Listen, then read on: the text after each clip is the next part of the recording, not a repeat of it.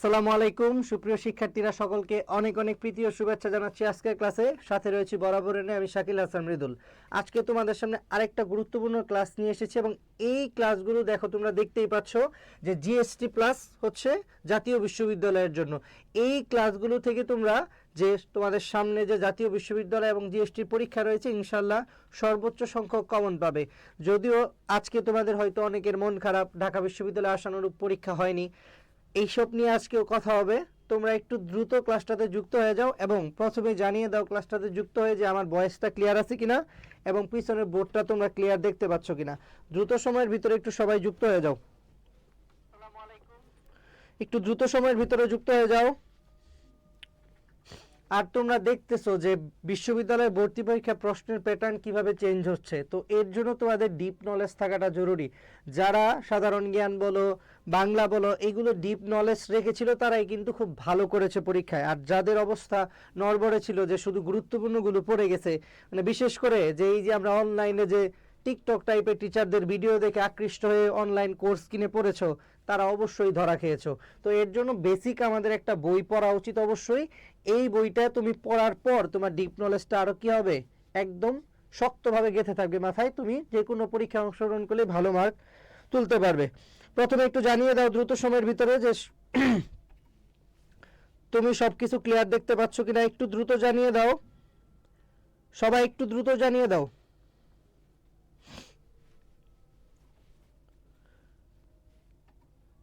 আর আজকের ক্লাসে তোমাদের আগের পরীক্ষায় যে জায়গাগুলোতে তোমরা ভুল করেছো কিভাবে পড়তে হবে এইটারও একটা গাইডলাইন পাবে সবাই। ওকে, সবাই একটু দ্রুত যুক্ত হও। আর তোমাদের কোনো জিজ্ঞাসা থাকলে যে ঢাবি পরবর্তী কিভাবে পড়বে বা হচ্ছে ঢাবি পরবর্তী তোমার প্রিপারেশন বা স্ট্র্যাটেজিটা কেমন হওয়া উচিত, যা তোমার জানার রয়েছে সকল কিছু জিজ্ঞাসা করতে পারো আজকের ক্লাসে। ওকে,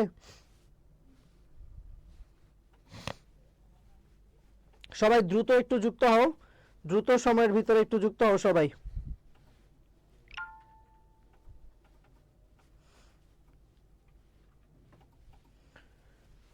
দেখো আজকের ক্লাসটি মূলত আমাদের যে প্রোগ্রামকে কেন্দ্র করে সেটা হচ্ছে গুচ্ছ আর হচ্ছে জাতীয় বিশ্ববিদ্যালয়ে। তোমরা জানো যে কিছুদিন পর তোমাদের এই জাতীয় বিশ্ববিদ্যালয়ের পরীক্ষাটা অনুষ্ঠিত হবে এবং সর্বশেষে তোমাদের যেটা হবে সেটা হচ্ছে গুচ্ছের পরীক্ষা। তো এইখানে হচ্ছে অনেক বেশি বিশ্ববিদ্যালয়, এই পরীক্ষাটা তোমাদের অবশ্যই ভালো করে দিতেই হবে, ঠিক আছে?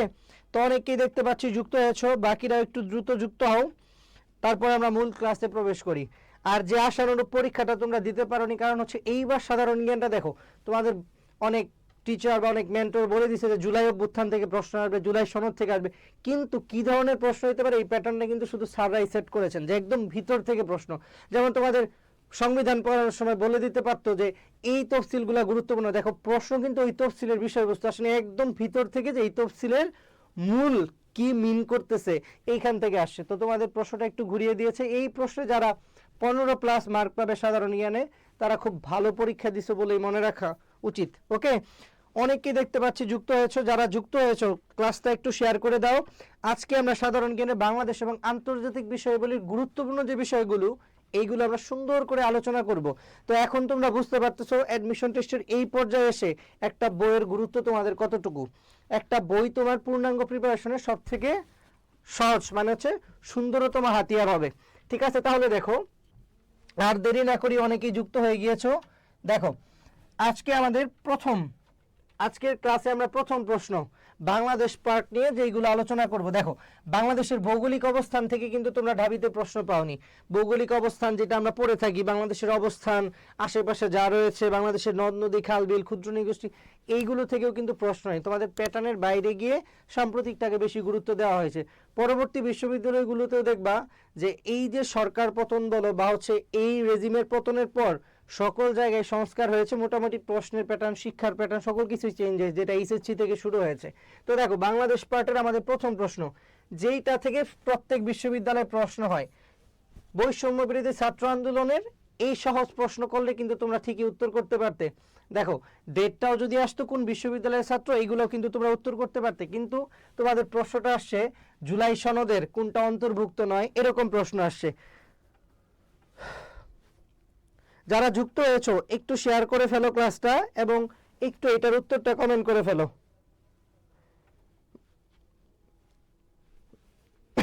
হ্যাঁ অবশ্যই, তোমাদের যে সকল পরীক্ষাগুলো রয়েছে এগুলোর জন্য অবশ্যই তো ক্লাস দেওয়া হবে। দেখো এই প্রশ্নটা জাহাঙ্গীরনগরের যে সামনে তোমাদের পরীক্ষাটা রয়েছে, এই পরীক্ষা জাহাঙ্গীরনগরে তোমরা জানো যে ওইখানে সাধারণ জ্ঞানটা হয় কোত্থেকে, মৌলিক বিষয়গুলি থেকে, যেমন ইতিহাস থেকে হয়, মনোবিজ্ঞান থেকে হয়, পৌরনীতি, ভূগোল, এইগুলা থেকে হয়। তো ওইগুলার বিষয়বস্তু ভূগোল তুমি কোত্থেকে পড়বা, বাংলাদেশের এবং বৈশ্বিক।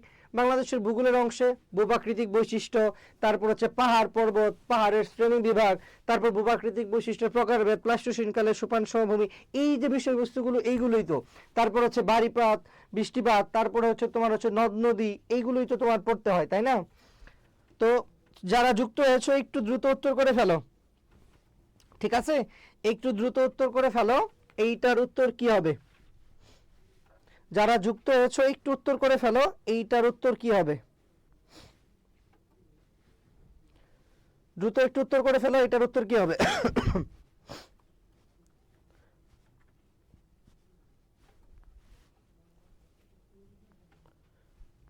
সবাই উত্তর করবে, সহজ প্রশ্ন। দেখো বইয়ের তথ্য পড়লে আমরা, হ্যাঁ যে এর জন্য অবশ্যই ক্লাস হবে।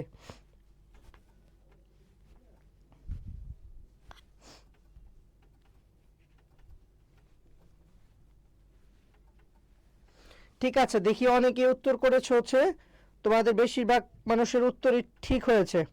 যারা উত্তর করেছো বেশিরভাগ উত্তরই ঠিক হয়েছে। জিএসটিতে গ্রুপ চেঞ্জ নাই, তুমি যেই গ্রুপ থেকে ওই গ্রুপেই পরীক্ষা দিতে হবে, এটা তো তোমরা জানোই।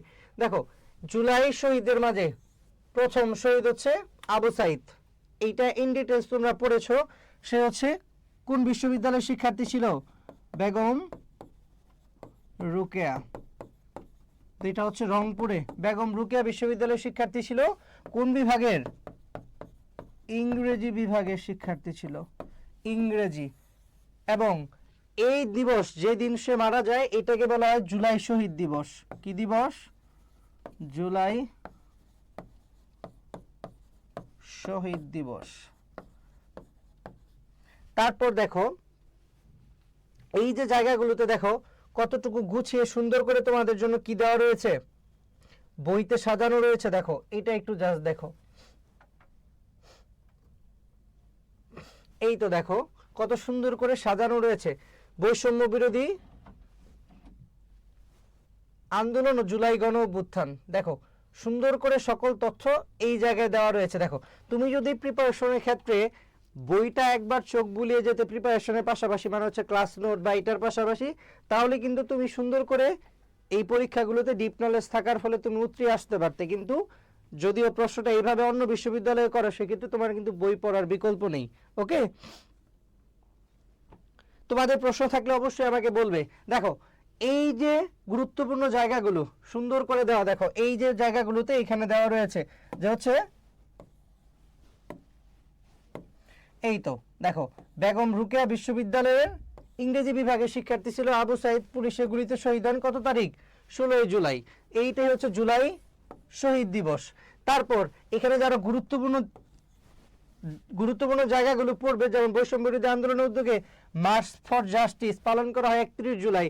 তারপর কমপ্লিট শাটডাউন, আরো যে গুরুত্বপূর্ণ ওয়ার্ডগুলো রয়েছে এইগুলা যা দেখবো। তারপর এইটা নিয়ে অঙ্কিত চিত্রকর্ম, যেমন হচ্ছে উন্নত মমশির,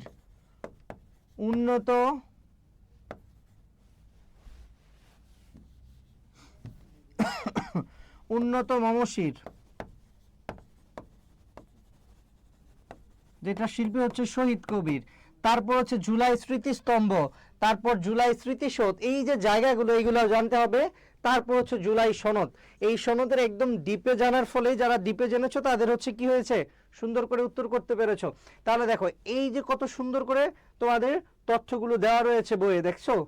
এইভাবে তোমাদের জায়গাগুলো পড়তে হবে, তাহলেই হচ্ছে তোমার একটা ডিপ নলেজ ক্রিয়েট হবে।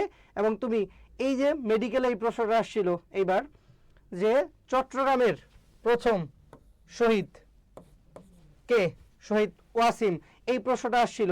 তারপর মীর মাহবুবুর রহমান মুগ্ধ কোন বিশ্ববিদ্যালয়ের শিক্ষার্থী ছিল? এই প্রশ্নগুলো কিন্তু এসেছিল পরীক্ষায়। তারপরে এই যে প্রশ্নগুলো এইগুলো কিন্তু পরীক্ষায় এসেছিল। ঠিক আছে, তো দেখো যেখানে ছিলাম আমরা, এই তো বৈষম্য বিরোধী ছাত্র আন্দোলন, এই জায়গা থেকে কোন জায়গা থেকে প্রশ্ন পরবর্তী বিশ্ববিদ্যালয়গুলোতে আসতে পারে। পরের প্রশ্ন দেখো, জুলাই বিপ্লবের শহীদ আবু সাইদ কোন বিশ্ববিদ্যালয়ের শিক্ষার্থী ছিল? সবাই জানো, এটার উত্তর কি হবে?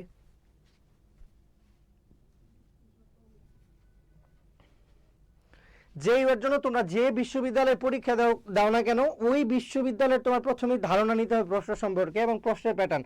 তো ওইটার জন্য তোমাকে কি করতে হবে?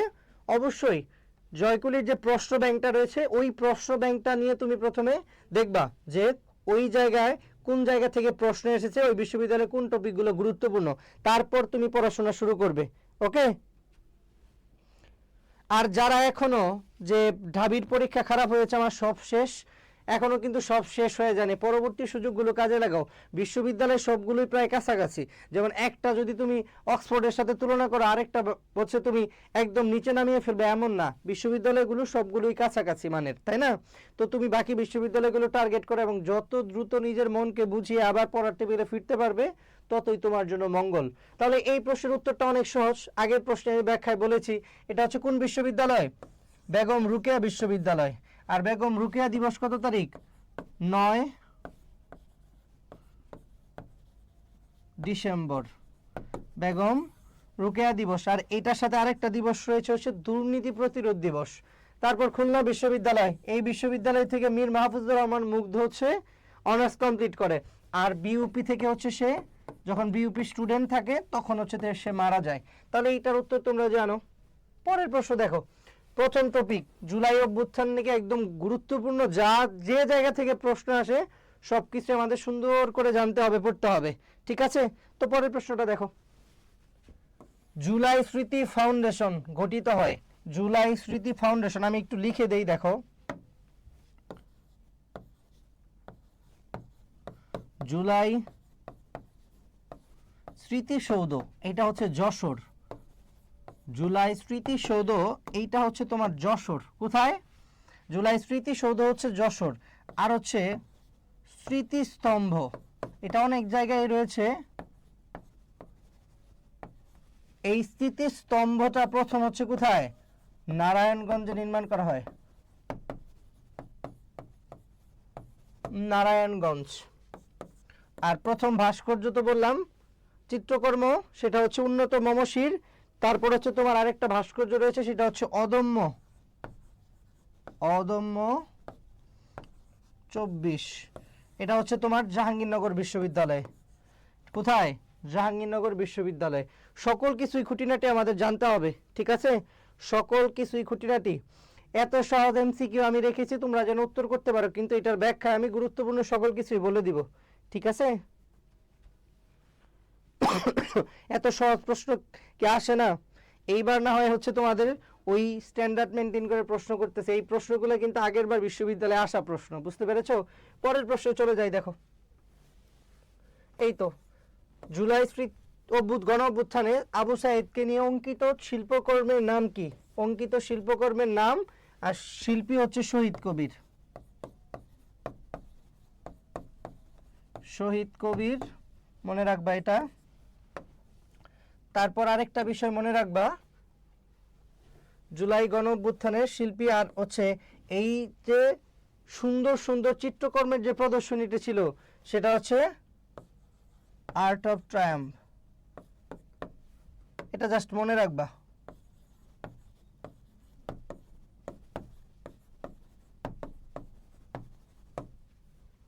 ট্রায়াম্ফ, এটা মনে রাখবা। এই দুইটা তথ্য মনে রাখলে হবে, ঠিক আছে? এই দুইটা তথ্য মনে রাখলে হবে, এই দুইটা তথ্য মনে রাখবা। তাহলে অঙ্কিত চিত্রকর্মটা হচ্ছে উন্নত মমশির।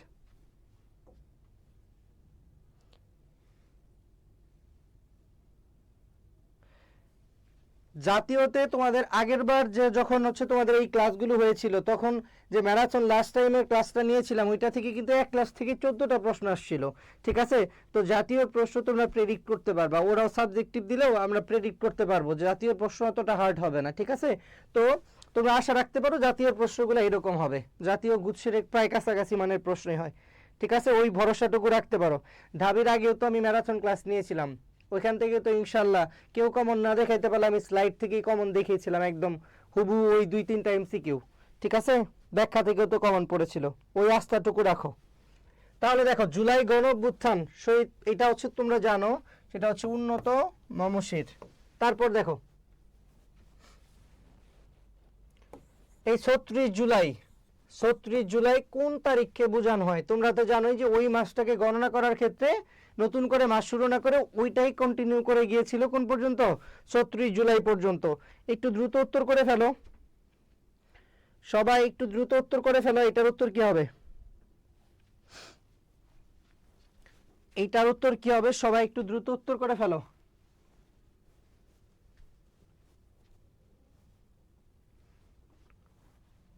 এই 36 জুলাই কোন তারিখকে বোঝানো হয়েছে? খ্রিস্টাব্দের ছাত্র জনতার অভ্যুত্থানের প্রেক্ষাপটে 36 জুলাই কোন তারিখকে বোঝানো হয়েছে?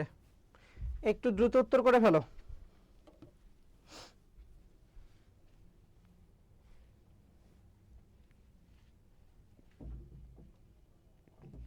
আর এইবার ঢাকা বিশ্ববিদ্যালয়ে যারা সকল শর্ত পূরণ করতে পারবে, মানে হচ্ছে সকল শর্ত পূরণ করে পাশ করবে, তারাই আশা করা যাচ্ছে যে মোটামুটি নিচের সারির সাবজেক্ট হলেও সাবজেক্ট পাবে কোনো না কোনো।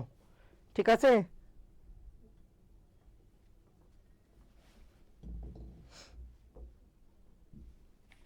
হ্যাঁ, এইটাও সকলেই জানো। আমরা একটু জুলাই অভ্যুত্থান থেকে বের হই। এটা হচ্ছে 5 আগস্ট। এই 5 আগস্ট হচ্ছে সরকারের পতন ঘটে এবং 8 আগস্ট হচ্ছে তোমার কি হয়?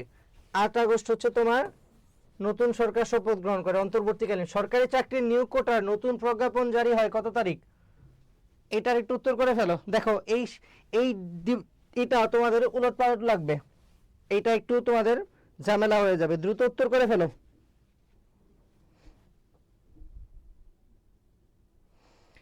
এক্সামে সহজ প্রশ্ন কিন্তু কঠিন লাগে, যেমন ঢাকা শহর কত নং সেক্টরে ছিল? 2 নং সেক্টরে, এটা জানো, কিন্তু ঢাকা বিশ্ববিদ্যালয় যখন দিয়ে দিয়েছে তখন তো তোমাদের মনে একটু হলেও ঝামেলা লাগছে। এরকমই পরীক্ষার হলে আরো ঝামেলা লাগে। বুঝতে পেরেছো? এই দেখো এই প্রশ্নটাই তোমার কাছে অনেক কঠিন লাগবে। নিয়োগে কোটার প্রজ্ঞাপন জারি হয় কত তারিখ? এই কোটার প্রজ্ঞাপন জারি হয় কত তারিখ? দেখো এইটাই তোমার ঝামেলা লাগবে।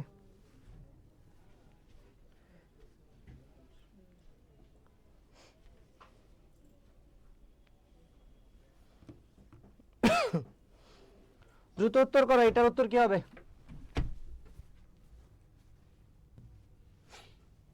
সরকারি চাকরি নিয়োগে কোটার নতুন প্রজ্ঞাপন জারি হয় 20 জুলাই, 23 জুলাই, 24 আর হচ্ছে 25 জুলাই। কোনটা হবে? এটার উত্তর হবে 23 জুলাই। ঠিক আছে, 23 জুলাই। দেখো এই যে আমি আগে তোমাদের দেখিয়ে দিলাম যে কোনগুলো গুরুত্ব দিয়ে পড়তে হবে, দেখো সুন্দর করে এখানে সাজানো রয়েছে।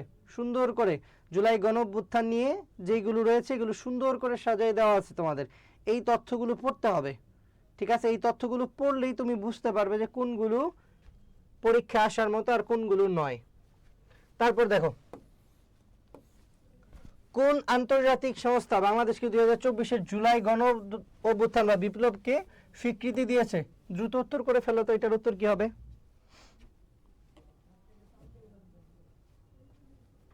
এখানে সববারই এক্সামে গিয়ে ভুলে যায়। ওই এক্সামের যে কি বলে সেটাকে টেম্পারেচার বা হচ্ছে ওইখানে গিয়ে যে নিজেকে নিয়ন্ত্রণ করতে হবে, এইটা সবাই আমরা কি করি, মানে ভয়ে, মানে এটা সবার ক্ষেত্রেই হয়। যেমন আমি যত টুর্নামেন্ট খেলেছি ছোটবেলা থেকে, সেমিফাইনালে গেলে আমার কি হতো, মানে কেমন যেন একটা ভয় কাজ করতো।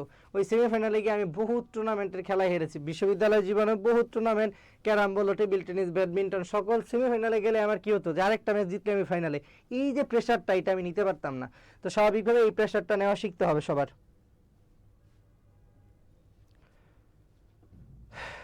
ধন্যবাদ। ওয়ালাইকুম সালাম, যারা এখন যুক্ত হচ্ছ ওয়ালাইকুম সালাম।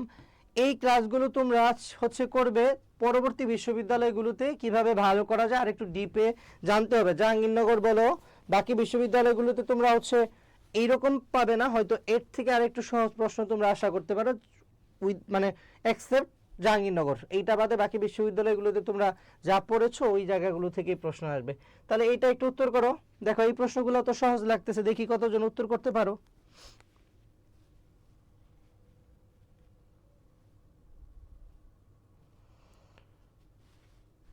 যারা বই পড়েছে অবশ্যই তারা তুলনামূলক শীট বা ওই যে টিকটক টাইপের যে বলে এক ক্লাস থেকেই সব কমন, এইরকম যারা পড়ে অভ্যস্ত বা তারা একটা ফেক কনফিডেন্স তোমার মাঝে গ্রো করে দিয়েছে, এইটার জন্য হলেও তোমরা মানে হচ্ছে পিছিয়ে গেছো। এইটার জন্য যারা হচ্ছে ওই কাজটা না করে বই পড়েছে তারা তাদের থেকে একটু হলেও এগিয়ে আছে। বুঝতে পেরেছো? বইয়ে তো সব কিছু রয়েছে।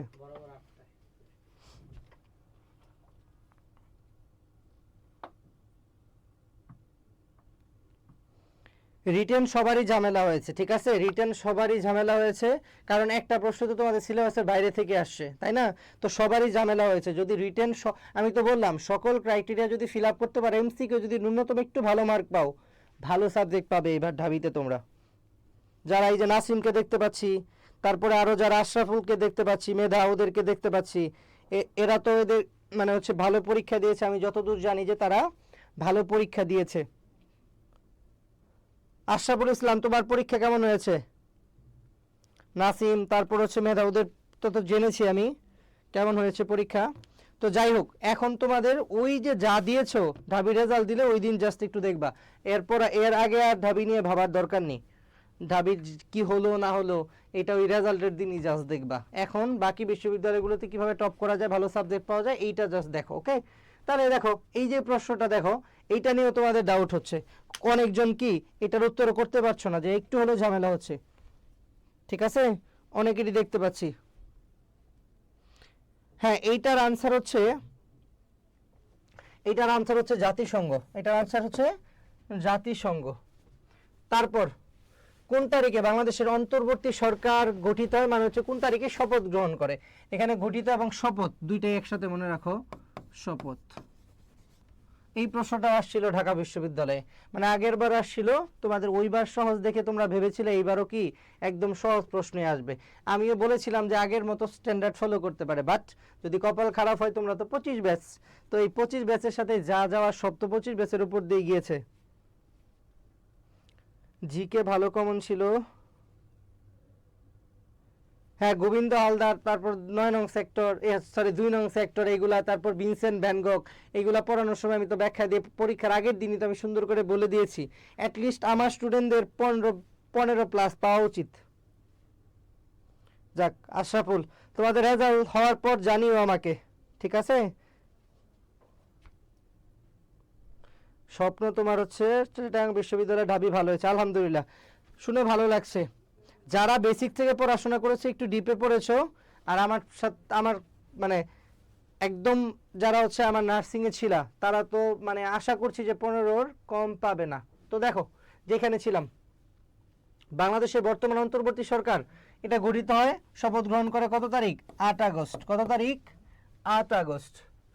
জুলাই গণঅভ্যুত্থানে যা প্রশ্ন আছে, যা আসতে পারে সামনের পরীক্ষাগুলোতে, সকল কিছু আমি দেখিয়ে দিচ্ছি। জুলাই গণঅভ্যুত্থান স্মরণে অদম্য 24 স্মৃতিস্তম্ভ ঠিক কোথায় অবস্থিত? একটু উত্তর করে ফেলো।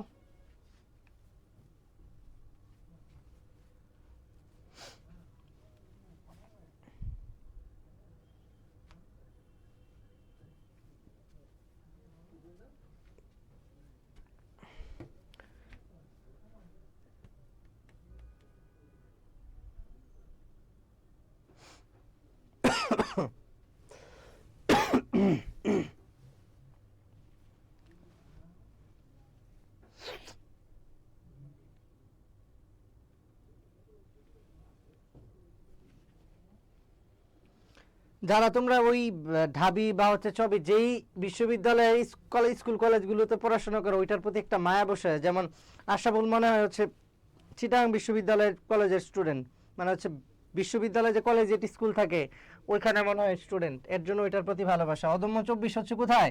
জাহাঙ্গীরনগর বিশ্ববিদ্যালয়। কোথায়? জাহাঙ্গীরনগর বিশ্ববিদ্যালয়। এই যে একটা প্রশ্ন দেখো, 2024 সালে বৈষম্য বিরোধী আন্দোলনের সময় ঘোষিত কমপ্লিট শাটডাউন, আবার কিছুদিন আগে যে শেখ হাসিনা যেটা ঘোষণা করছে ওইটা না কিন্তু, এই কমপ্লিট শাটডাউন কর্মসূচির আওতা মুক্ত ছিল, মানে হচ্ছে কোনটা এটার আওতার মুক্ত ছিল না? দেখি একটু উত্তর করো তো, এটার উত্তর কি হবে?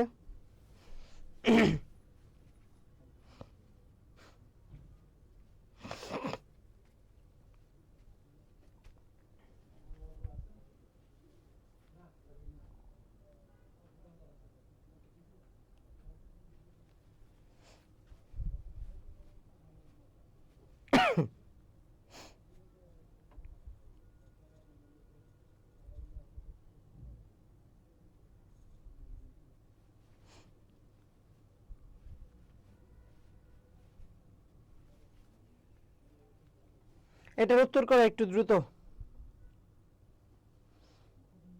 পাবনা থেকে আসলে ঢাকা বিশ্ববিদ্যালয় বলো, বাংলাদেশের যত বিশ্ববিদ্যালয় রয়েছে এইগুলোতে পড়ার দরকার নেই, তোমার জন্য একদম পারফেক্ট চয়েস অক্সফোর্ড। ঠিক আছে, অবশ্যই দোয়া করি। ঠিক আছে, পাবনা থেকে যেহেতু ডিরেক্ট আসছো, তোমার অবশ্যই অক্সফোর্ড, তারপরে হচ্ছে আরো যে ভালো ভালো বিশ্ববিদ্যালয়গুলো আছে এমআইটি, এইগুলোতে পড়া উচিত, এইগুলোতে অ্যাপ্লাই করা উচিত। ঠিক আছে,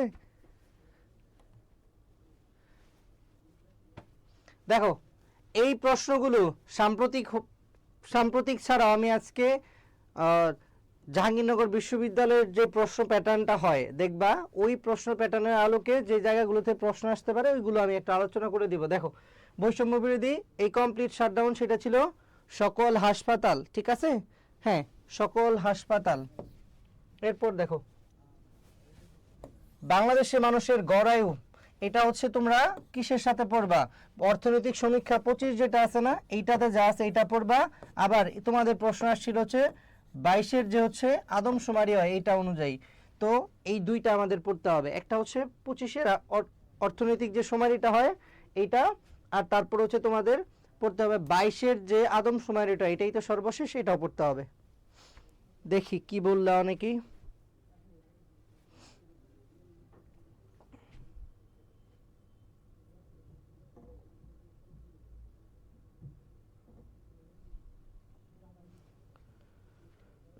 এইটার উত্তর করে ফেলো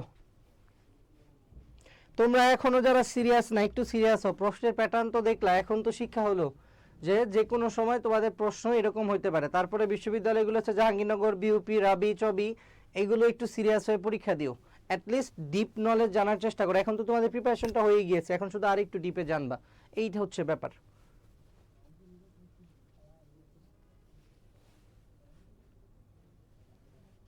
সবাই উত্তর করো, এটার উত্তর কি হবে? 11।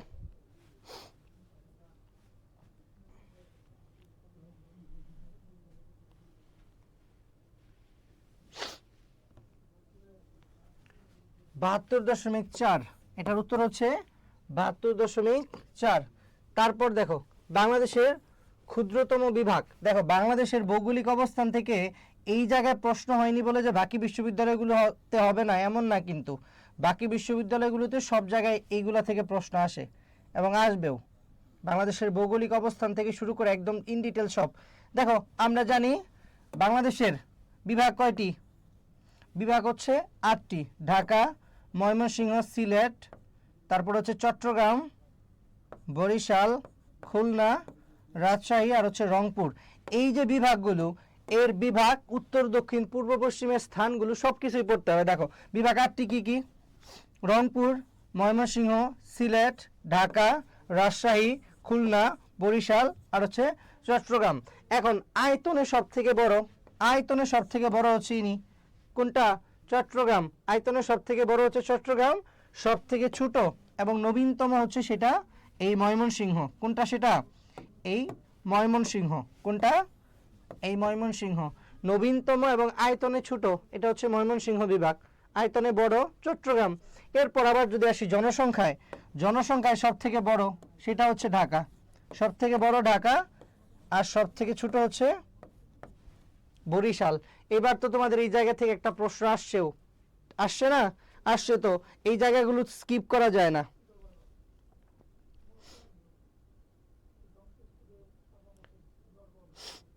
আচ্ছা, কারো স্বপ্ন থাকতে পারে, এখানে হাসার কি আছে? এটা হাসার কিছু নাই, কিন্তু ও যখন এসে পাবনা থেকে আসছে বলছে ডিরেক্ট, তখন সবাই হাসছে, এটার জন্য হাসছে, বুঝতে পারছো? তাহলে দেখো জনসংখ্যায় সব থেকে ছোট কোনটা? বরিশাল। এরপর দেখো আরো গুরুত্বপূর্ণ, তারপর হচ্ছে বাংলাদেশের সব থেকে বৃহত্তম জেলা হচ্ছে এই রাঙামাটি, আর সব থেকে ক্ষুদ্রতম জেলা, এই ক্ষুদ্রতম হচ্ছে নারায়ণগঞ্জ। ক্ষুদ্রতম কোনটা?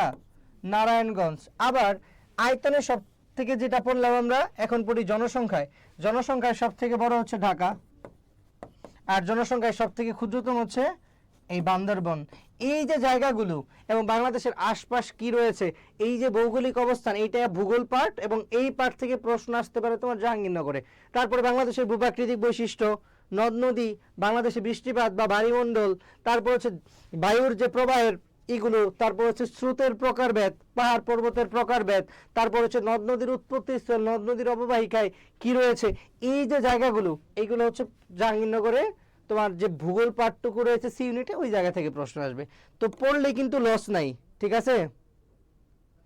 ওকে, এত সহজ প্রশ্ন আসবে না, সব জায়গায় তো এত কঠিন করবেও না, এটাও তো তোমার মাথায় রাখতে হবে, তাই না?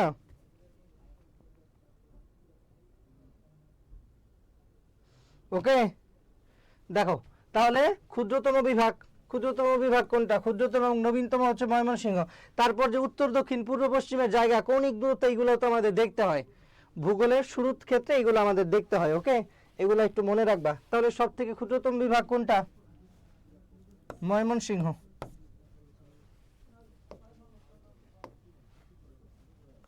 তারপর জনসংখ্যার দিক দিয়ে বাংলা ভাষা পৃথিবীর কততম ভাষা? জনসংখ্যার দিক দিয়ে বাংলা ভাষা পৃথিবীর কততম ভাষা?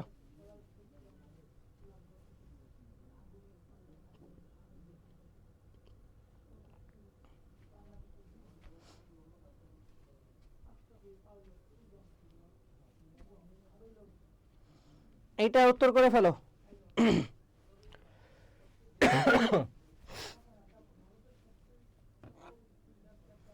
এইটার উত্তর করে ফেলো দ্রুত।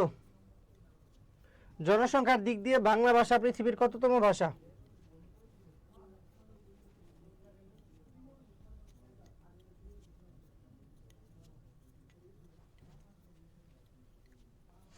এইটার উত্তর হচ্ছে সপ্তম। এইটার উত্তর হচ্ছে সপ্তম। বর্তমানে বিশ্বের কতটি দেশে বাংলাদেশের মিশন রয়েছে? এই মিশনটা কিন্তু এখন সাম্প্রতিক সময়ের প্রেক্ষাপটে খুবই আলোচিত, কারণ হচ্ছে বাংলাদেশের অনেকগুলো সৈনিক হচ্ছে মারা যায় কোথায়? সুদান। সুদানে ড্রোন হামলায় মারা যায়, 6 জন মারা যায়, আরো 8 জন আহত হয়েছে এই হামলায়। সেটা হচ্ছে সুদানের আবেই শহরে। আবেই। আর সুদানের রাজধানী হচ্ছে, একটা হচ্ছে জুবা আর একটা হচ্ছে খার্তুম। দুইটা সুদান না, একটা দক্ষিণ সুদান, একটা হচ্ছে সুদান, মনে রাখবা।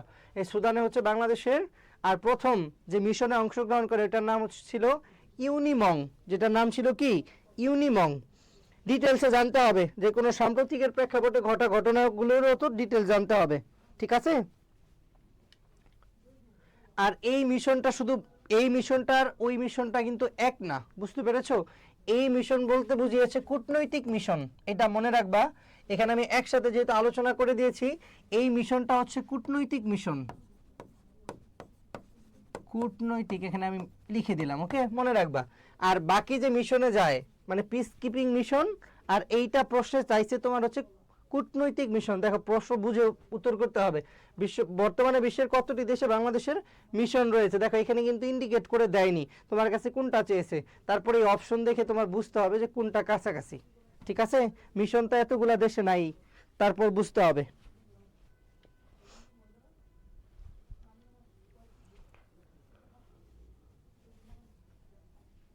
দ্রুত উত্তর করো, এটার উত্তর কি হবে? 14 উত্তর কি হবে?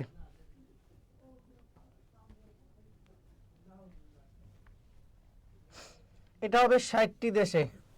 কয়টি দেশে? 60টি দেশে। তারপর বাংলাদেশের কোন বিভাগে জনসংখ্যার ঘনত্ব সব থেকে কম? বাংলাদেশের কোন বিভাগে জনসংখ্যার ঘনত্ব সবচেয়ে কম? কোন বিভাগে?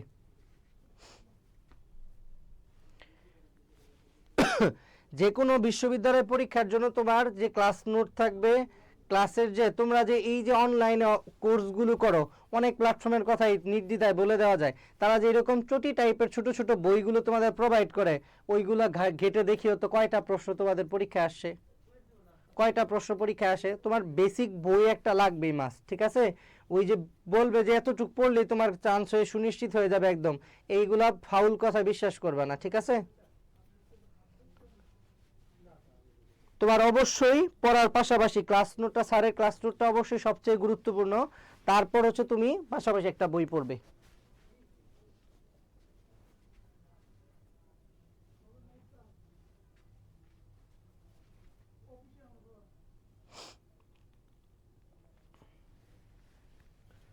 জনসংখ্যার ঘনত্ব সেটা হচ্ছে বরিশাল। এগুলো তোমরা জানো, সহজ প্রশ্ন। দেখো বাংলাদেশের দারিদ্র মানচিত্র 2022 অনুযায়ী বাংলাদেশের দরিদ্র সীমার নিচে বসবাস করে কত শতাংশ মানুষ?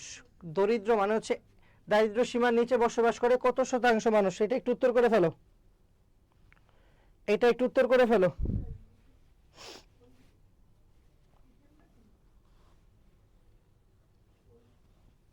2022 অনুযায়ী কত শতাংশ মানুষ হচ্ছে দরিদ্র সীমার নিচে বসবাস করে?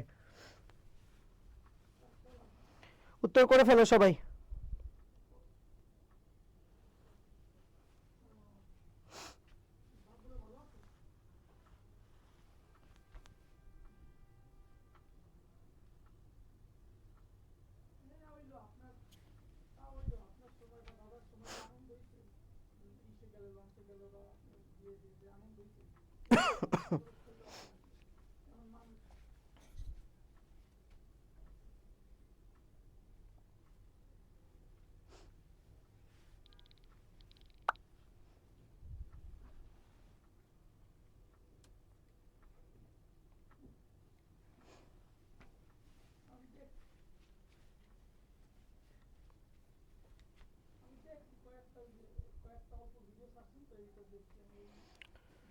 দ্রুত উত্তর করো, এটার উত্তর কি হবে?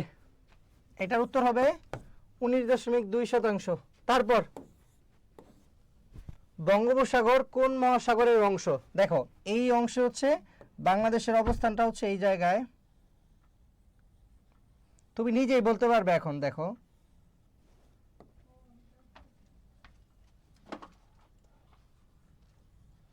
এই অংশ জুড়ে হচ্ছে বাংলাদেশ, এই অংশ জুড়ে হচ্ছে ভারত, আর ভারতের নিচে যে মহাসাগরটা, এই অংশ জুড়ে এই পুরোটাই হচ্ছে, একদম পুরোটাই হচ্ছে ভারত মহাসাগর। তাহলে এই অংশ জুড়ে যদি বঙ্গোপসাগর হয়, তাহলে বঙ্গোপসাগর অবশ্যই কার অংশ?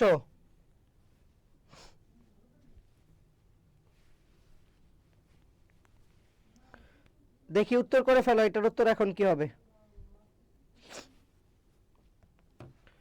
এইটার উত্তর কি হবে? আর সব সময় পড়ার ক্ষেত্রে তোমরা মানচিত্র দেখে পড়ার চেষ্টা করবে, আর ছন্দ তো ভুলেও পড়বে না, কোনো ধরনের ছন্দ ভুলেও পড়তে যাবে না। দেখো এই যে দেখো, তোমার যদি মানচিত্র সম্পর্কে একটা ধারণা থাকতো স্পষ্ট, আমাদের বাংলাদেশটা কোথায়? এই যে অংশে হচ্ছে আমাদের বাংলাদেশ। কোন অংশে? এই অংশে। দেখো এই যে আমি মানচিত্রটা দেখালাম, যেটুকু অঙ্কন করে দেখো, এই অংশে হচ্ছে আমাদের বাংলাদেশ। এই যে, তো বাংলাদেশের নিচে এইটুকু বঙ্গোপসাগর, তাহলে এই যে পুরো অংশ, এই পুরো অংশটা হচ্ছে একদম এই পর্যন্ত মাদাগাস্কার, এই যে অংশটুকু, এই পুরোটাই হচ্ছে ভারত মহাসাগর। তাহলে ভারত মহাসাগর কার অংশ হবে? ভারত মহাসাগরটা হবে কার অংশ?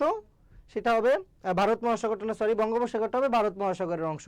এই মানচিত্র সম্পর্কে একটা স্পষ্ট ধারণা নিবা প্রথমে সাধারণ জ্ঞান পড়ার আগে, যেমন এইটা এই মহাদেশ, এই মহাসাগর এটা, তারপরে এই অঞ্চলের দেশগুলো এইভাবে।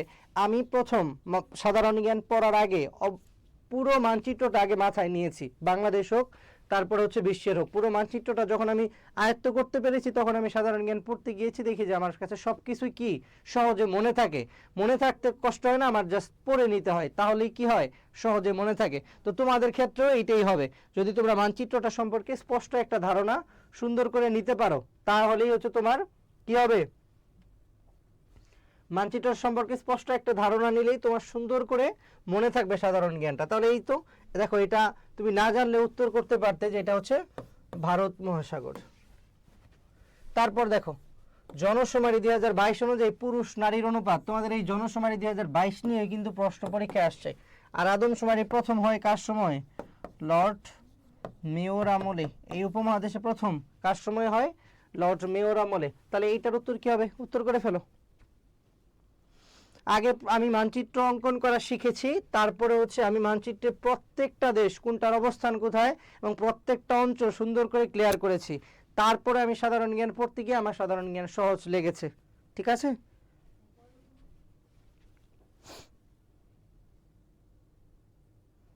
হ্যাঁ, মানচিত্র দিয়েই তোমাদের পড়তে হবে। আর এই ছন্দ যে আইসা বলে, যদি তোমরা অনলাইনে কারো ওই ছন্দ বা এইগুলা যে 1 মিনিটে তোমাকে এইটা শিখাই দিব, এই যে ছন্দ টন্দ তোমাকে পড়ায়, এইগুলা ভুলে পড়তে যেও না।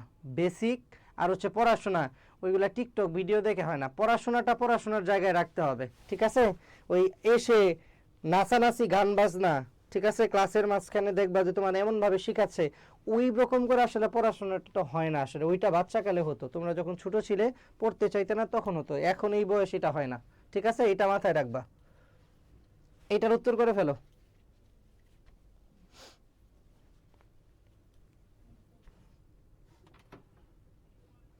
আমি তো কখনো এইভাবে শিখিনি যে আমার ছন্দ দিয়ে গান দিয়ে দিয়ে শিখতে হবে।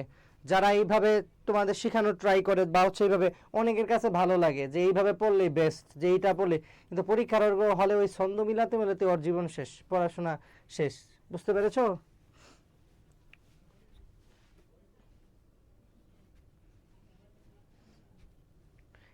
এটার উত্তর হচ্ছে জনশুমারি অনুযায়ী হলে ওই সময় যা ছিল এটাই আসবে। তারপরে হচ্ছে অনেককেই দেখতে পাচ্ছি। নাশিদ, তোমার পরীক্ষা কেমন হয়েছে? ঢাবির পরীক্ষা একটু যদি আমাকে বলতে। তারপর রাখি সাহা, পরীক্ষা কেমন হয়েছে? ঢাবির পরীক্ষা একটু যদি বলতে। আর পরীক্ষা যেমনই হোক, সামনের পরীক্ষাগুলো ভালো দিতে হবে, ঠিক আছে? একটু জাস্ট জানিয়ে রাখো আমাকে। পরের প্রশ্নে আসো। বাংলাদেশের উষ্ণতম মাস, বাংলাদেশের উষ্ণতম মাসের সাথে উত্তর দক্ষিণ গোলার্ধের যে উষ্ণতম জায়গা মাসগুলো আছে এইগুলো তোমার জানতে হবে। হ্যাঁ, একদম থটস অফ বিল্লাল টাইপের এডুকেশনই হচ্ছে এখন, ঠিক আছে? এখন তো এই যে ইউনিটের পরীক্ষার পর যদিও ভাল লাগতেছে যে এইগুলা কমেছে, কারণ পোলাপান ইচ্ছা মতো যারা পেয়েছে ধুয়ে দিছে, কিন্তু যে পরীক্ষার আগের রাত বা 2 দিন 1 দিন আগে 8-9 ঘন্টা করে ক্লাস করিয়ে 2টা প্রশ্ন পোলাপানকে কমন দেখাইতে পারে না, এটা ওদের জন্য ওই টাইম ওয়েস্ট না? ওই টাইম যদি ওরা বেসিকটা পড়তো, রিটেনটা পড়তো, ওইটা কিন্তু কাজে লাগতো। এমনভাবে ক্যাপশন দিয়ে পোলাপানকে আকৃষ্ট করে ক্লাসে ঢুকাইছে যে এই ক্লাস না করলে মনে হয় ওর বিশ্ববিদ্যালয়ের স্বপ্ন বৃথা যাবে, ঠিক আছে না? এটা করার ফলে কিন্তু পোলাপানও খুব খেপেছে।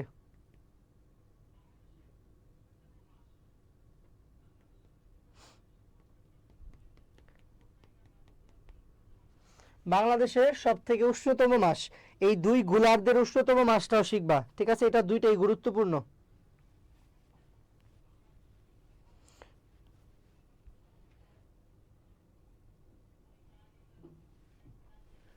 যেটা বলতেছিলাম, দেখো তো এর জন্য বেসিক থেকে পড়ার বিকল্প নেই, ওই বেসিকটা তোমার থাকবে। এর জন্য তোমার বইটা মাস্ট পড়তে হবে, যে কোনো মূল্যে তুমি ওই বইটা একবার শেষ করে তারপর পরীক্ষার হলে যাবা, তাহলে তুমি বুঝতে পারবা যে কোন জায়গা থেকে প্রশ্ন আসছে এবং কিভাবে তুমি এতদিন পড়েছো, ওই ভুলটাও ভাঙবে। তাহলে এটার উত্তর হচ্ছে এপ্রিল।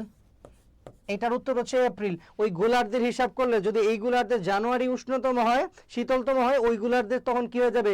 ওইটা উষ্ণতম হয়ে যাবে। এটা তো তোমরা জানো, সুন্দর করে জানো। তারপর দেখো, গ্রিনিচ মান সময়ের অপেক্ষা বাংলাদেশের সময় কতটা অগ্রবর্তী, আমরা এটা সুন্দর করে পড়েছি। এটা যদি আমাদের পৃথিবী হয়, এইটা যদি আমাদের পৃথিবী হয়, এই পৃথিবীর মাঝ বরাবর এইভাবে যে রেখাটা কল্পনা করা হয়েছে, এগুলো হচ্ছে দ্রাঘিমা রেখা। এই রেখাটা হচ্ছে মূল মধ্যরেখা। এই মূল মধ্যরেখাটা তোমার কি করতে হবে? এই মূল মধ্যরেখাই হচ্ছে গ্রিনউইচ মিন টাইম। এই জায়গায় লন্ডনে গ্রিনউইচ মিন টাইম, এইটাকেই পৃথিবীর কি ধরা হয়? প্রমাণ সময় ধরা হয়। এবং এই প্রমাণ সময় অপেক্ষা যদি ডান দিকে যায় কোনো দেশের অবস্থান, সেটা যোগ করতে হয়, আর বাম দিকে গেলে হচ্ছে কি করতে হয়? সেটা বিয়োগ করতে হয়। যদি ডান দিকে যায় যোগ, আর বাম দিকে গেলে হচ্ছে বিয়োগ করতে হয়। বাংলাদেশের অবস্থান কোথায়? এই যে এই জায়গায় 23.5 ডিগ্রি কর্কট ক্রান্তি, আর এই দিক থেকে আসা 90 ডিগ্রি পূর্ব দ্রাঘিমার এই জায়গায় হচ্ছে আমাদের বাংলাদেশ। কোন জায়গায়? এই জায়গাটুকুতে আমাদের বাংলাদেশ, ঠিক আছে? এইটা হচ্ছে আমাদের বাংলাদেশ। যাক, এইটুকুর জায়গা হচ্ছে আমাদের বাংলাদেশ। তাহলে বাংলাদেশ ডান দিকে অবস্থিত। আর এমনিতেই বেড়ে যায় এমন না, প্রতি 1 ডিগ্রির জন্য হচ্ছে কত করে বাড়ে? 4 মিনিট। 1 ডিগ্রির জন্য হচ্ছে কতটুকু করে সময় বাড়ে? সেটা হচ্ছে 4 মিনিট করে। তাহলে এই জায়গায় 0 ডিগ্রি, এটা হচ্ছে 90 ডিগ্রি, তো বাংলাদেশের সময়ের সাথে 90 × 4 কত হয়? 360 মিনিট। এটাকে ঘন্টায় ভাগ করলে হচ্ছে 6 ঘন্টা। এর জন্য বাংলাদেশের টাইমের সাথে জিএমটি +6, ঠিক আছে? এটা লেখা থাকে। তাহলে এটার উত্তর তো তোমরা পেরেছো, গুড। হ্যাঁ, আর যদি এই পাশে হতো তাহলে ওই 6 ঘন্টা কি হতো? বিয়োগ করতে হতো। তাহলে এটা হচ্ছে উত্তর হচ্ছে 6 ঘন্টা। পরের প্রশ্নে আসো। এখন আমরা দেখবো আন্তর্জাতিক বিষয়াবলী যে প্রশ্নগুলো রয়েছে এইগুলো। প্রথম প্রশ্নই দেখো, পৃথিবীর জনসংখ্যা বর্তমানে কত? পৃথিবীর জনসংখ্যা বর্তমানে কত? আগের প্রশ্নটা কিন্তু গুরুত্বপূর্ণ, ওইটাও কিন্তু আন্তর্জাতিক পার্টের মতোই পুরোটুকু যে রেখাগুলো রয়েছে, কর্কট ক্রান্তি, মকর ক্রান্তি, সুমেরুবৃত্তীয়, কুমেরুবৃত্তীয়, এগুলো সব দেখবা। আর বিউপির পরীক্ষা ইংলিশ ভার্সনে হবে, জাহাঙ্গীরনগরেও দেখবা তোমরা যে একটা ফ্যাকাল্টির প্রশ্ন সাধারণ জ্ঞানটা ইংলিশে হবে, ওটা মাথায় রেখে ইংলিশটা মনে রাখতে হবে। দেখো পৃথিবীর জনসংখ্যা বর্তমানে কত? পৃথিবীর জনসংখ্যা বর্তমানে কত? একটু দেখি উত্তর করে ফেলো তো। ঢাবির জন্য প্রিপারেশন নিয়েছো, এটা খুলনার জন্য হবে না, আলাদা করে নেওয়া লাগবে। খুলনার প্রশ্ন ব্যাংকটা জাস্ট পড়বা, জয়কুলির যে আমাদের প্রশ্ন ব্যাংকটা রয়েছে ওই প্রশ্ন ব্যাংকটা পুরোটা সলভ করবা। আর হচ্ছে তুমি যে প্রিপারেশন নিয়েছো ওইটার আরো ডিপে যাওয়ার চেষ্টা করবা, যেন ডিপ থেকে প্রশ্ন আসলেও তুমি পারো। তবে ঢাবির মতো এরকম ভিতর থেকে সাধারণ জ্ঞান অন্যান্য বিশ্ববিদ্যালয়, জাহাঙ্গীরনগর বাদে অন্য বিশ্ববিদ্যালয় করে না সচরাচর।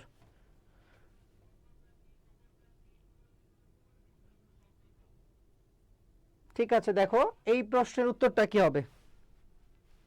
এই প্রশ্নের উত্তরটা কি হবে?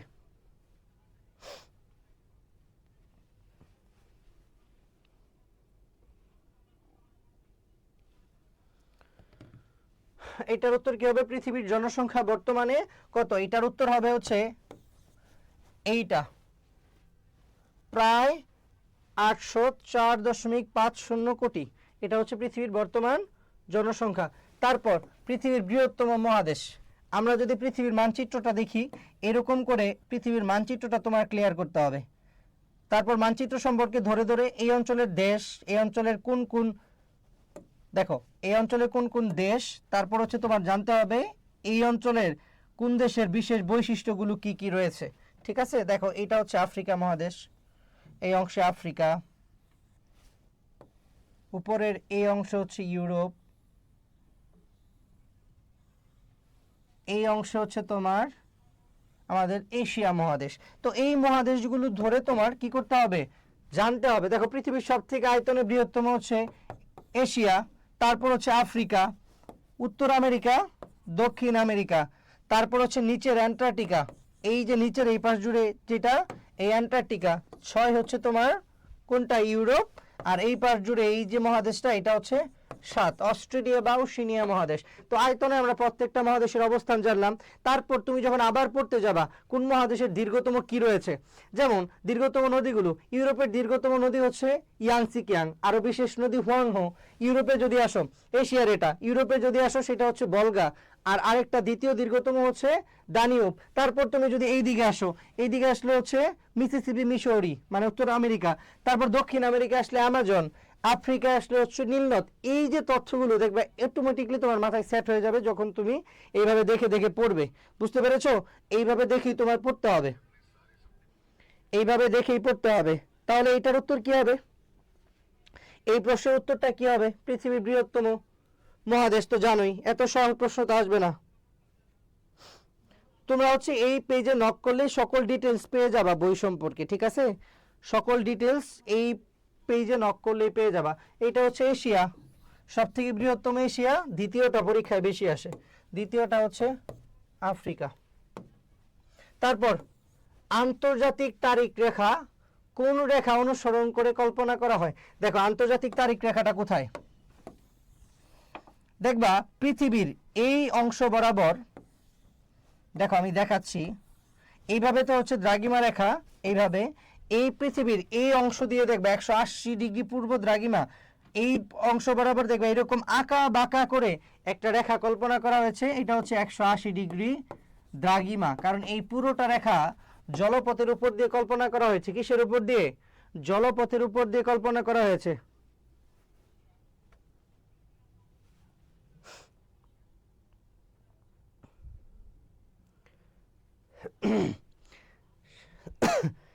তুমি অবশ্যই এখন থেকে টুকটাক পড়াশোনা করতে পারো তোমার একাডেমিক পড়াশোনার পাশাপাশি। যদি তুমি এইটাতে বেশি সময় ফোকাস করে, যেহেতু তুমি 27 ব্যাচ, এইটাতে সময় ফোকাস করে যদি তুমি আবার তোমার একাডেমিক খারাপ করে বসো, ওইটা ব্যালেন্স করে যদি পড়তে পারো তাহলে তুমি এখন থেকে পড়তে পারো। যে প্রশ্নটা করলে, ঠিক আছে, ওইটা ব্যালেন্স করে যদি পড়তে পারো তাহলে তো আলহামদুলিল্লাহ, পড়ো, সমস্যা নেই। তাহলে যেটা বললাম, এই যে আঁকা বাঁকা রেখাটা, এটাই হচ্ছে পুরোটা কিসের উপর দিয়ে, জলভাগের উপর দিয়ে কল্পনা করা হয়েছে। কারণ হচ্ছে জলভাগের উপর দিয়ে কল্পনা করার কারণটা হচ্ছে তোমার, যদি এটা স্থলভাগের উপর দিয়ে যেত তাহলে একই স্থলভাগের দুই পাশে দুইটা ডেট হইতো, এই পাশে সোমবার ওই পাশে মঙ্গলবার, পরে দুই দল মারামারি করতো। আর যদি সেটা ব্রাহ্মণবাড়িয়ার উপর দিয়ে যেত তাহলে তো ওরা মারামারি সব সময় করতো। তো এটার উত্তর হবে কি, দেখো 180 ডিগ্রি দ্রাঘিমা রেখা। তারপর পৃথিবীর উত্তর দক্ষিণে বিভক্ত করেছে কোন রেখা? দেখো সকল চিত্রের এইটা হচ্ছে আমাদের পৃথিবী। দেখো সকল চিত্রের উপরের দিকটা হচ্ছে উত্তর আর নিচের দিকটা হচ্ছে দক্ষিণ, এটা উত্তর এটা দক্ষিণ। এখন কোন রেখাটা, এটা হচ্ছে দ্রাঘিমা রেখা আর এইটা হচ্ছে তোমার অক্ষরেখা। তো কোনটা প্রশ্ন আসছে, উত্তর দক্ষিণে বিভক্ত করেছে। তাহলে পৃথিবীকে সমান দুই ভাগে উত্তর দক্ষিণে কোন রেখাটা ভাগ করেছে, দেখো তো একটু উত্তর করো এটা। হ্যাঁ অবশ্যই তুমি পড়তে পারো, কারণ তুমি যদি ব্যালেন্স করে পড়তে পারো অবশ্যই তুমি কি করতে পারবা। এখানে উত্তেজিত বলিও না, ওদের কি পড়তে হবে না, উত্তেজিত 27 বলবা না কমেন্টে। দেখো ওরা যদি এখন থেকে পড়তে চায় একাডেমিকটা ব্যালেন্স করে পড়তে হবে, ঠিক আছে? একাডেমিক রেজাল্ট খারাপ করা যাবে না। তো এটা উত্তর করো। তাহলে এইটার উত্তর কি হবে দেখো তো, এটা উত্তর এটা দক্ষিণ, তাহলে কোন রেখাটা ভাগ করলো, দ্রুত উত্তর করো।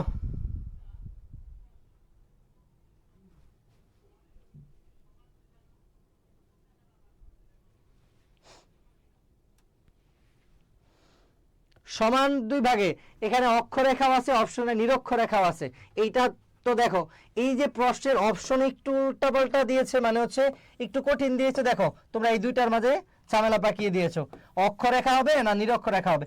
এইভাবে যতগুলো রেখা সবগুলোই তো অক্ষরেখা। এখন এই রেখা কি উত্তর দক্ষিণে সমান দুই ভাগে ভাগ করে না? তো শুধুমাত্র এই যে রেখাটা, এর নাম কি 0 ডিগ্রি অক্ষরেখা। তারপর হচ্ছে তোমার এটার নাম হচ্ছে নিরক্ষরেখা, এটার নাম হচ্ছে বিষুবরেখা, এটার নাম হচ্ছে ইকুয়েটোরিয়াল রেখা। তাহলে এটার উত্তর নিরক্ষরেখাটা বেশি অ্যাপ্রোপ্রিয়েট না? এই যে তোমরা ভুল করে বসলা, এই যে ভুলটা করলা, এই ভুলটা করলে কি পরীক্ষায় অন্য কেউ ভুল করবে? হ্যাঁ অক্ষরেখা যে বললা অনেকে, এটা নিরক্ষরেখা হবে। এই 0 ডিগ্রি এটাই তো পৃথিবীকে উত্তর দক্ষিণের সমান দুই ভাগে ভাগ করে। এরকম সিলি মিস্টেক করা যাবে না, ঠিক আছে? তারপর কোন দেশ দুটি দুই মহাদেশে অবস্থিত? কোন দেশ দুটি দুই মহাদেশে অবস্থিত? রাশিয়া ইউক্রেন, রাশিয়া আলবেনিয়া, তুরস্ক আলবেনিয়া, তুরস্ক রাশিয়া। দ্রুত উত্তর করে ফেলো, এটার উত্তর কি হবে? এটার উত্তর কি হবে? দ্রুত উত্তর করে ফেলো।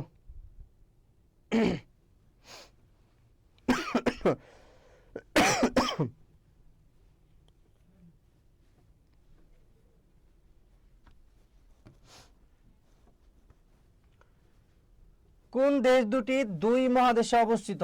কোন দেশ দুটি দুই মহাদেশে অবস্থিত? Russia Ukraine, Russia Albania, Russia হচ্ছে তুরস্ক। কোনটা হবে? তোমরা জানোই, এটার উত্তর সবাই জানো। তুরস্ক আর হচ্ছে রাশিয়া, তুরস্ক আলবেনিয়া না, তুরস্ক আর হচ্ছে রাশিয়া। তারপর এটা আরো সহজ, যে শহর দুটি দুই মহাদেশে বিস্তৃত, যে শহর দুটি দুই মহাদেশে বিস্তৃত, ইস্তাম্বুল, প্যারিস, কায়রো, কাসাব্লাঙ্কা। এখানে কাসাব্লাঙ্কাটা একটু গুরুত্ব দিয়ে পড়বা। কাসাব্লাঙ্কাটা হচ্ছে মরক্কোর বন্দর নগরী।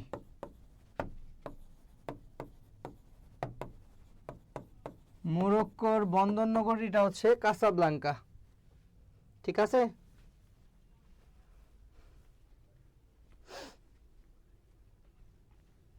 ছয়ের উত্তর করে ফেলো।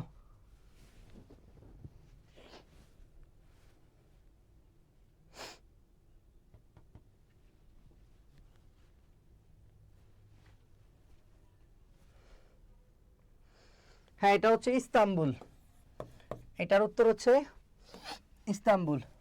তারপর দেখো এই যে এশিয়ার দীর্ঘতম নদী, এশিয়ার দীর্ঘতম নদী, এই হোয়াংহোকে বলা হয় চীনের দুঃখ। হোয়াংহোকে বলা হয় চীনের দুঃখ। কি বলা হয়? চীনের দুঃখ। তারপর বাংলার দুঃখ হচ্ছে দামোদর।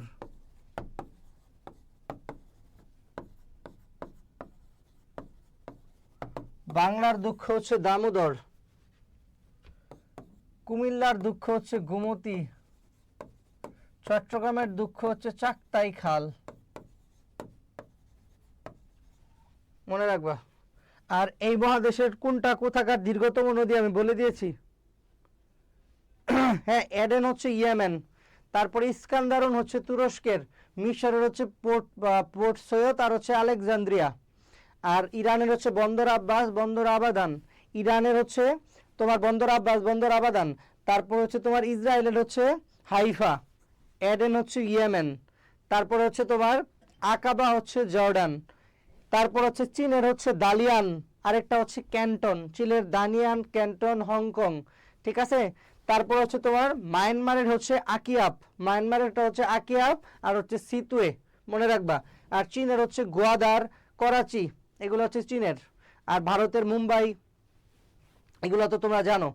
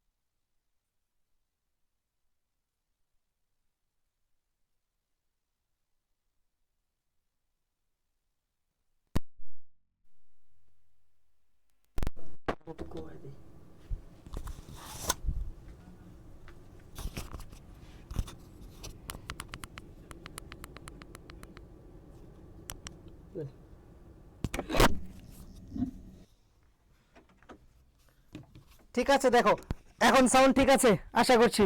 এখন ঠিক আছে,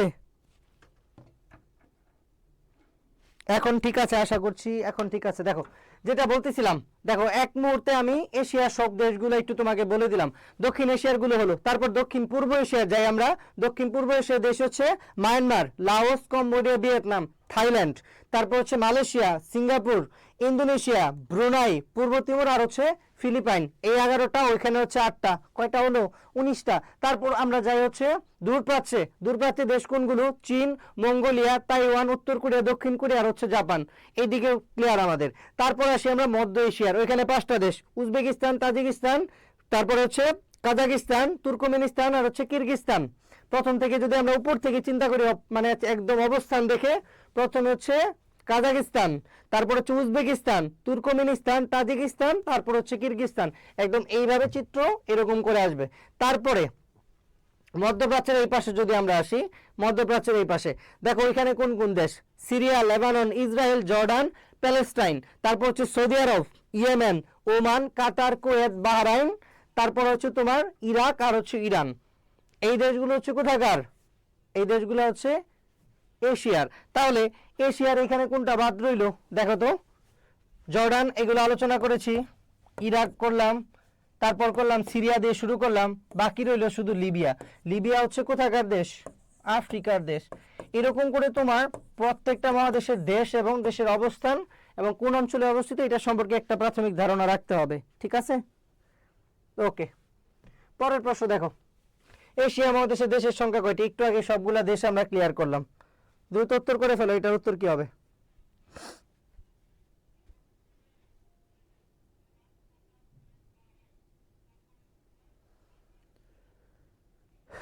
না, আর কখনোই হয়তো নিব না, তাদের সাথে যাত্রা আমার ওইখানেই শেষ।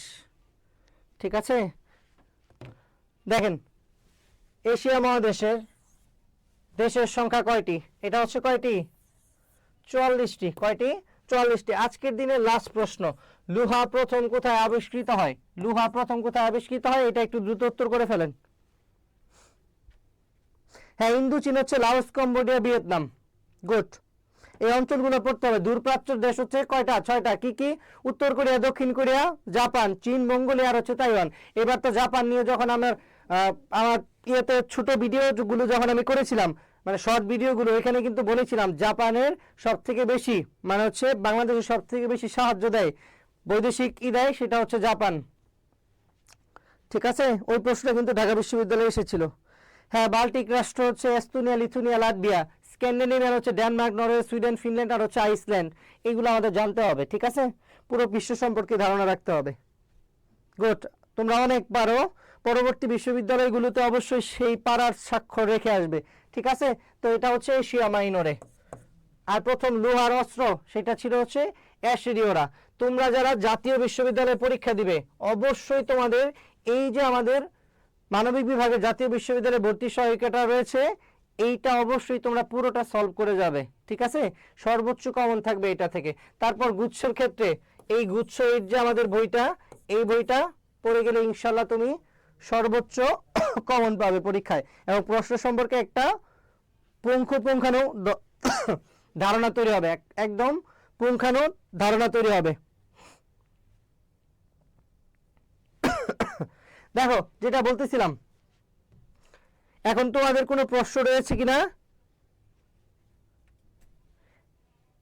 কোনো প্রশ্ন রয়েছে কিনা একটু বলো আমাকে।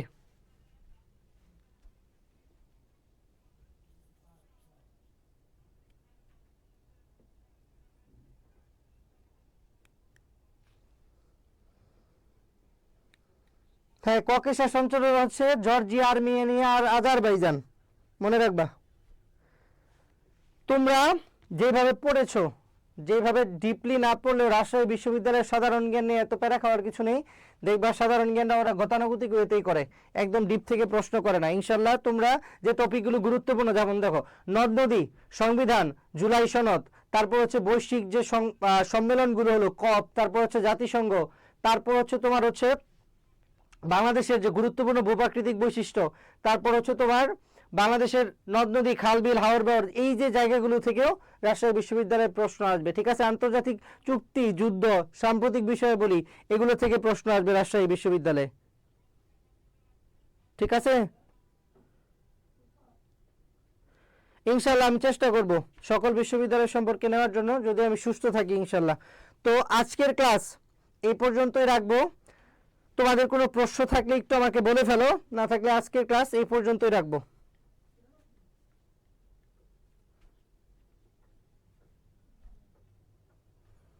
হ্যাঁ, রাজশাহীর বাংলাটা একটু হার্ড হয় তুলনামূলক, তাও ঢাবির মতো হার্ড হয় না। ঠিক আছে, তো আজকের ক্লাস এ পর্যন্তই রাখছি। সবাই ভালো থাকো, সুস্থ থাকো। আজকের ক্লাস এ পর্যন্তই। আল্লাহ হাফেজ।